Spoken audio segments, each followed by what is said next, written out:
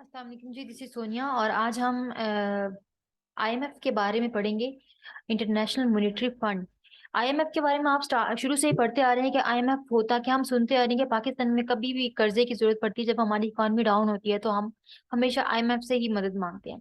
तो आज हम आईएमएफ के बारे में डिटेल में पढ़ेंगे, ये कब बना और इसका जो बेसिक मकसद क्या था और इसकी जो है वो कितने मेंबर्स कंट्रीज हैं और इसकी बनाने की जरूरत क्यों पेश आई थी। इसको जो है वो ग्रेट डिप्रेशन के बाद, जब वर्ल्ड वॉर 2 के बाद इसको बनाया गया था और established in 27 October December 1945 at the United nation. और ये ब्रिटेन वुड कॉन्फ्रेंस हुई थी एक यूनाइटेड नेशन स्टेट्स की। और उसमें उसकी डेलीगेट्स जो उसमें डेलीगेशन मतलब उसमें लोग जो थे वो 44 नेशन थे, मतलब 44 कंट्रीज थी। और उस टाइम पे ये इतने लोगों ने मिलके एक कॉन्फ्रेंस बनाई, मतलब एक ऑर्गेनाइजेशन बनाई थी जिसको हम आईएमएफ बोलते हैं। और ये 1945 में बनी थी।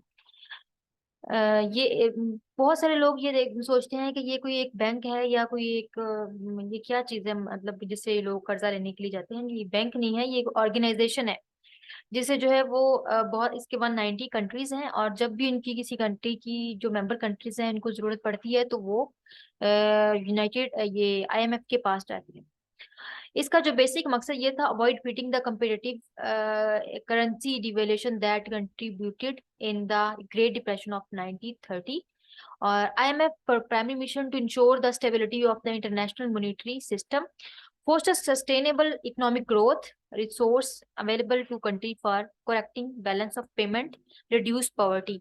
इसका जो बेसिक मकसद ये था कि जो करेंसी की डिवेल्यूएशन होती है, मतलब कदर कम होती है, तो उसको आप उसको मेंटेन करना।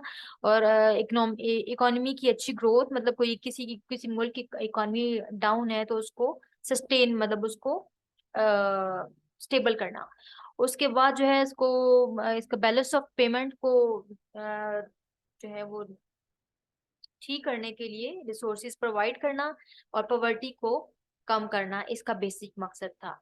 तो आईएमएफ जो है वो एक कोई बैंक नहीं है, वो एक ऑर्गेनाइजेशन है जो ग्रेट डिप्रेशन के बाद बनी।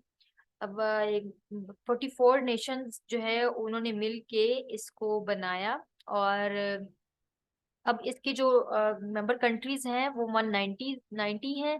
और ये 27 दिसंबर 1945 में बनी थी। और इसका जो बेसिक मकसद वो मैंने आपको बता दिया है कि क्या है। ये करेंसी को डीवैल्यू होने से बचाना, उसको इकोनॉमी को सस्टेन करना, और जो है वो बैलेंस ऑफ पेमेंट को बेहतर बनाना और पॉवर्टी को रिड्यूस करना, इसका बेसिक मकसद है। अच्छा, अब इसको इसमें ये भी होता है कि ये कोई एड है या कोई, मतलब ये क्या है, बाई एक मल्टीलेटरल एड होती है और एक बाईलेटरल एड होती है। तो जो मल्टीलेटरल एड है वो उसमें यूएन यूनाइटेड नेशन आ जाता है, आईएमएफ आ जाता है, वर्ल्ड बैंक आ जाता है। और जो बाईलेटरल एड होती है उसमें one single state to another. जैसे हम सऊदी अरेबिया से कर्जा लेते हैं तो उसको हम कहेंगे कि ये बाईलेटरल एड है। और जो हमें आईएमएफ, वर्ल्ड बैंक या फिर यूनाइटेड नेशन एड प्रोवाइड करता है उसको हम मल्टीलेटरल एड कहते हैं। 25% दुनिया में जो एड हो रही है वो मल्टीलेटरल एड हो रही है। और जो 75% एड बायलेटरल हो रही है। अच्छा, इसके जो ऑब्जेक्टिव्स ऑफ आईएमएफ हम देख लेते हैं, इसके ऑब्जेक्टिव्स क्या हैं। तो इसके पहला जो मेन इसका ऑब्जेक्टिव है वो ये है, to promote international corporation through a permanent institution. जो इसकी international corporation through permanent institution, तो मतलब इसको प्रमोट करना, मतलब कोई भी मसला किसी भी कंट्री के अंदर चल रहा है तो उसको ठीक करना। To facilitate expansion of balance growth of international trade, to assist in the established of a multilateral system of payment in respect to current transaction between members। अब इसकी जो आईएमएफ की फंक्शन है वो हम देख लेते हैं। सर्विलेंस इसका पहला है और दूसरा फाइनेंशियल असिस्टेंस है और कैपेसिटी डेवलपमेंट है।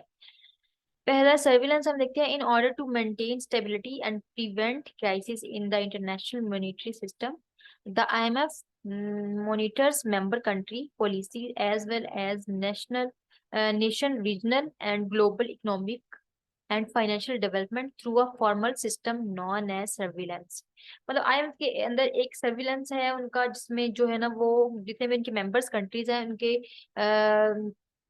उनके जो है वो क्राइसिस, मतलब उनके कंट्री के अंदर जितने भी कोई क्राइसिस चल रहा है या कोई उनका इंटरनेशनल मिलिट्री सिस्टम है, उसके मेंबर उनको मॉनिटर करता है और उसकी पॉलिसीज को देखता है, और फिर उसके बाद उसको जानता है और मतलब उसमें उसकी हेल्प करता है। Financial assistance, providing loans to member countries that are experiencing potential balance of payment problem. जो अपनी इनकी मेंबर कंट्रीज हैं उनको कर्जा देता है ताकि वो अपनी जो भी बैलेंस ऑफ पेमेंट में प्रॉब्लम आ रही है उसको ठीक कर सके।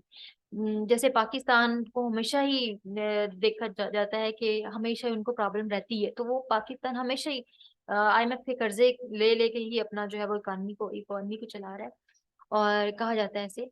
और इसके बाद जो है वो capacity development, IMF provide technical assistance, build better economic institution and strengthen related human capacities, for example design and implementing policy for administration, taxation, expenditure and management.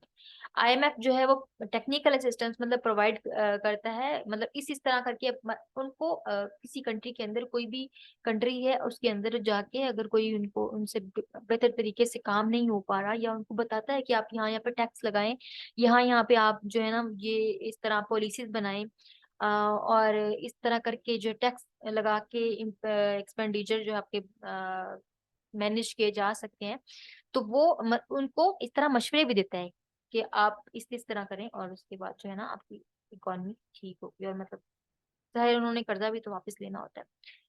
अच्छा, क्रिटिसिज्म हम देख लेते हैं कि क्रिटिसिज्म इस पे क्या किया जाता है। ये सोशल एंड पॉलिटिकल अनरेस्ट है, क्योंकि जब भी हम किसी से जाके कर्जा लेते हैं तो हमारी जो है वो सोवरेनिटी जो है वो हर्ट होती है, क्योंकि पाकिस्तान एक सॉवरेन स्टेट है, और वो चाहता है कि अपनी, मतलब जब हम किसी से कर्जा लेते हैं जाहिर है वो हमसे पे अपनी लागू करेगा कि ये जी आप इस तरह करना है। तो क्योंकि हम जब भी आपने देखा होगा किसी बैंक से कर्जा लें तो वो हमें उसके ऊपर इंटरेस्ट पे करना पड़ता है, या हम अगर किसी से भी कर्जा लें तो हमें वो बताता है कि आपने ये करना है, उसके बाद जो है ना वो आपका जो है वो कर्जा आपको जल्दी वापिस कर सकते हैं।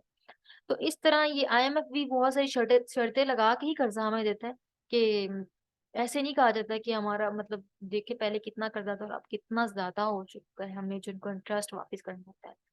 तो इसीलिए जो है ना हमारी बहुत ज्यादा सोवेरेनिटी हार्ट होती है।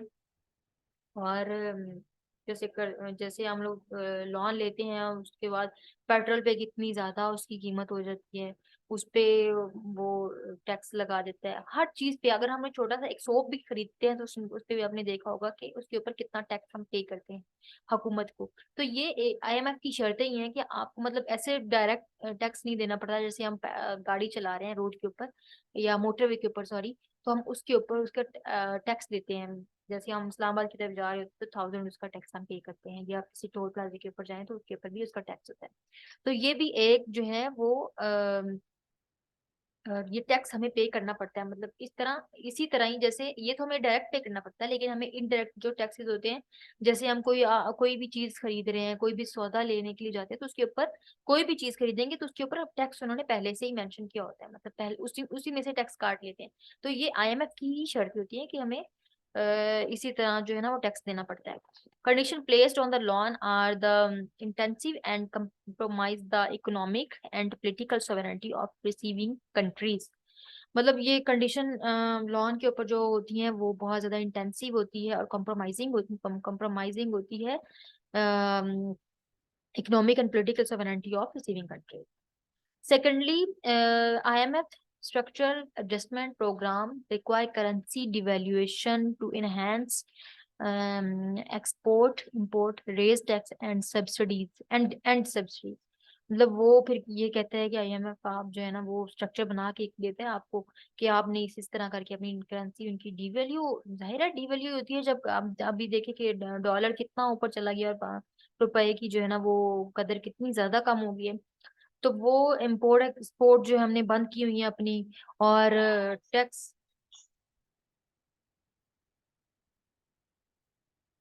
और टैक्स जो है वो हमारे हमने मतलब इतने ज्यादा हो गए हैं हर चीज के ऊपर। अगर हमने कोई एक, मैं उस दिन भी देख रही थी कि उस दिन हम लोग मैंने एक सूट खरीदा, उसके ऊपर मैंने एक उसके ऊपर 700 रुपया टैक्स। मतलब एक सूट अगर हम आप खरीद रहे हैं 6-7 हजार का, तो उसके ऊपर आपको इतना 600-700 टैक्स पे करना पड़ता है। मतलब इतना ज्यादा टैक्स हो गया हर एक चीज के ऊपर। अब तो और ज्यादा हो गया है, क्योंकि डॉलर भी जितना महंगा होता है उतना ही जो है ना उसके हिसाब से ये होता है।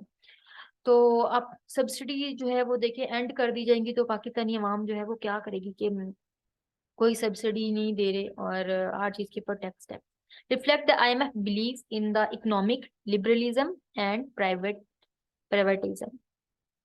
तो वही बात के, अब हम पहले देखा था कि स्टील मिल जो है ना उसको उन्होंने कहा था कि गिरवी रख दिया है। मतलब एक एक हर चीज IMF का जब कर्जा देता है तो उसको कह देता है कि ये चीज हमें दे दे, तो उसके बाद जो है ना आप लोगों को लोन मिलेगा। तो यही चीज है कि जब हम किसी किसी से भी कोई हम कर्जा लेते हैं, कितनी देर हो गई यही सुनते हुए कि अब जो है ना हालात बेहतर हो जाएंगे, अब हालात बेहतर हो जाएंगे, लेकिन ऐसा नहीं हो रहा। तो IMF का ये था उसका टॉपिक कि IMF होता क्या है। ये बैंक है, ये एक ऑर्गेनाइजेशन है। तो ये एक ऑर्गेनाइजेशन है, और इसके जितने भी मेंबर कंट्रीज हैं उन वो कर्जा लेते हैं अगर उनकी इकोनॉमी डाउन होती है।